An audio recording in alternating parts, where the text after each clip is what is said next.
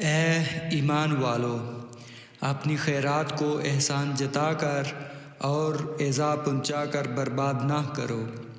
جس طرح وہ شخص جو اپنا مال لوگوں کے دکھاوے کے لیے خرچ کرے اور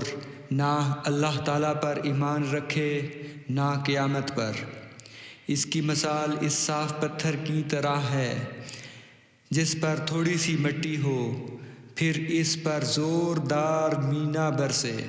اور وہ اسے بالکل صاف اور سخت چھوڑ دے۔ ان ریاکاروں کو اپنی کمائی میں سے کوئی چیز ہاتھ نہیں لگتی، اور اللہ تعالیٰ کافروں کی قوم کو سیدھی راہ نہیں دکھاتا۔